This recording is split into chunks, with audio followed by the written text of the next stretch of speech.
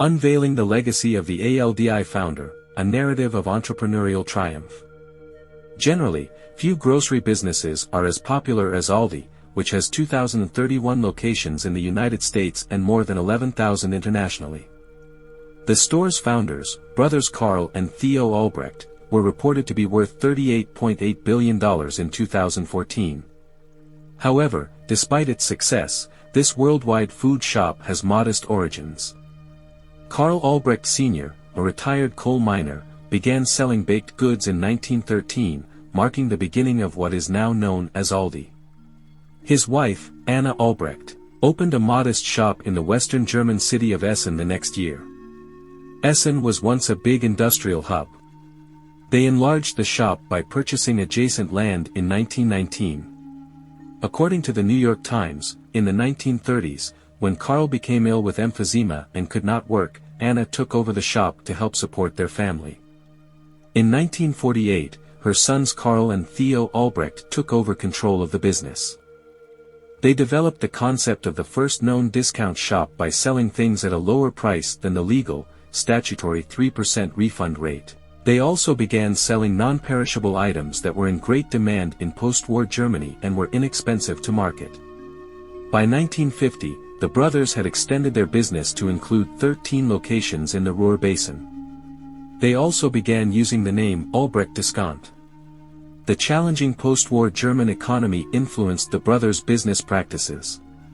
They were strained for cash, and when they did manage to reopen the family business, they sold only the most basic necessities like spaghetti, noodles, and soap. They had almost unknowingly discovered a fantastic business strategy: provide the essentials at a low price, and customers would flock.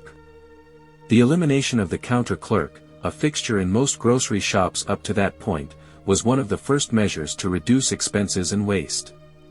For a long time, customers would simply go into the business, explain their needs to the clerk, and their orders would be fulfilled. By adopting the American self-service practice, the Albrecht brothers could reduce expenses further. Having shoppers bag their own food is a tradition that continues at ALDI today. The brothers divided the firm in two in 1960 after disagreeing on whether or not to begin selling cigarettes.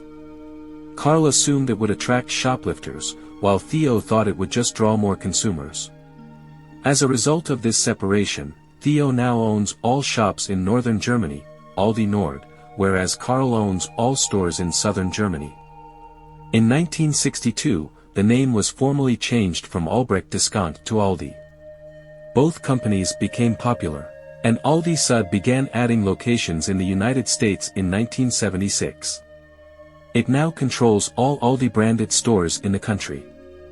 Meanwhile, ALDI Nord expanded into the United States in 1979 when it purchased the grocery store chain Trader Joe's.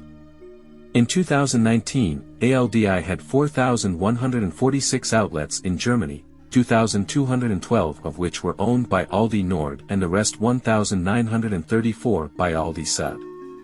In 2018, the company's sales were anticipated to be more than $80 billion. As reported by CNBC, the budget-friendly, no-frills supermarket chain gained a cult following similar to its current one, and by 1948, it had expanded to 4 more locations.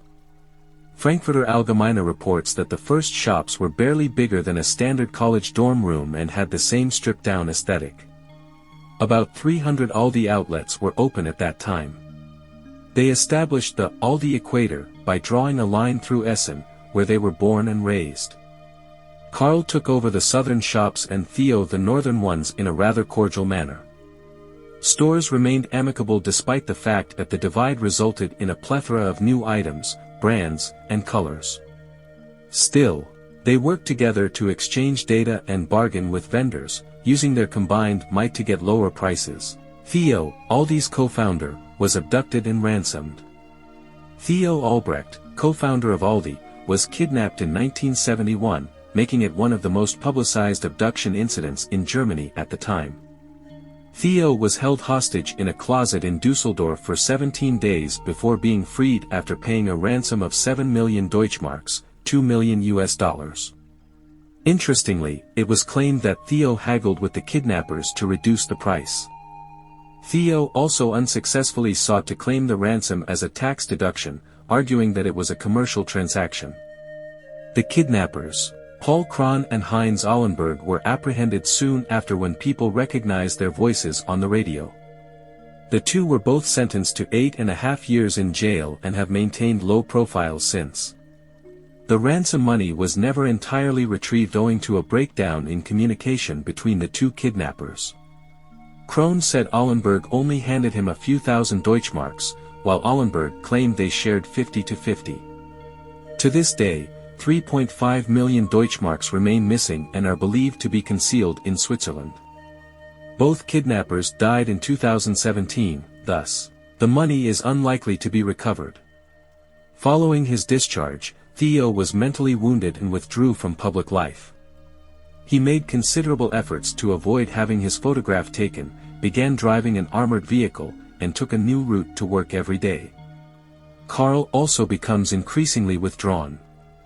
Both brothers were seldom seen in public, and they declined a number of prizes and forms of recognition from organizations, including a street in Essen named after ALDI. The brothers ALDI were known for their extreme seclusion. Following Theo's abduction, the Albrechts were even more reclusive, though they had always been quiet. Theo reportedly rode in an armored vehicle to and from work every day, demanding a new route every time, and he flat out refused to have his picture taken. He would meticulously plan his escape route whenever his travels required him to stay at a hotel. He was very private, just like Karl, who lived in a house concealed behind a terrace wall. Spiegel claims he had little interest in social events or theatrics. During a 90th birthday celebration that one of his managers had planned, he reportedly said, "I did not want you all to come. I'm hungry, and I'll go home soon." Despite their many requests, the ALDI brothers were repeatedly denied accolades from different groups. Essen opposed reserving a street name and historic designation for their illustrious family to pay tribute to them. They were completely absent from the press, and Karl made only one public comment about their business in 1953. The ALDI brothers were extremely cautious after the incident. According to several sources, the Albrecht brothers lived their personal lives with the same thrift they instilled in their ALDI shops. Despite their enormous wealth, they owned no mansions, private planes, or boats. According to the local, they sported off-the-rack outfits, and Theo preferred a quite understated Mercedes E-Class, according to Spiegel. Theo was told to use pencils to the tip, and the brothers were known to turn off the lights only when needed, to avoid wasting power, as reported by The Independent. The brothers purchased burial sites at a public cemetery near Essen in 1997. The Guardian reports that the cemetery complained to them about how long the sites had been neglected and overgrown. Trees, flowers, and gardening tools arrived on ALDI delivery trucks in due course. What caused the delay? Their anticipation of the plant's sale at their shop had been building for some time. Management style. Consider their managerial techniques. Theo had a persistent skepticism of his employees, and he was notorious for not only being the first one in the office and the last one to depart, but also for being engaged in even the least elements of operating his firm. On the other hand, Karl made a point of hiring trustworthy personnel and delegating tasks. Consequently, he was only required at the office in the mornings and could spend his afternoons at home with his family. His door was always open, yet he would go out onto the golf course alone and undisturbed every Tuesday morning. It was critical, he said. I needed this time, this distance, even this serenity. I was concerned that I'd lose track. He loved architecture and created the layouts of many ALDI shops himself. He frequented the ALDI closest to his house and found his regular travels to other ALDI locations a lot of fun. According to the Irish Times, Karl Albrecht said of money, "Wealth means little to me, unlike the freedom and independence that wealth brings with it." Despite their austerity, the brothers indulged in a few indulgences, but even these had a utilitarian aspect. Karl, for example, was such an ardent golfer that he felt it was preferable just to create his golf course and hotel. That way, he avoided paying club or greens fees. In Theo's obituary, the brothers' list of interests and pleasures was similar to anybody else's. They enjoyed playing golf, growing orchids, and collecting typewriters. According to the National, they spent much time living on a lonely island in the North Sea, particularly after retiring from ALDI. Hans Christian Andersen used to visit the tranquil, lovely island of Four regularly, and the brothers bought a cabin there. Ultimate death. Theo Albrecht died in Germany in 2010 at 88, leaving a net worth of $16.7 billion. 4 years later, Carl followed at 95, with a net worth of $25.9 billion. Cassilie Albrecht, Theo's wife, died in 2018, causing turmoil among the ALDI fortune's heirs. Her will prohibits her late son's wife, Babette Albrecht, and their adult children from holding corporate positions. This is owing to the late Cassilie's worries that Babette and the children will wreck the firm and misuse the money. This is not the first time Babette Albrecht has been embroiled in controversy. When her husband, Berthold Albrecht, died in 2010, his will was attempted but failed to exclude her and their children from the firm.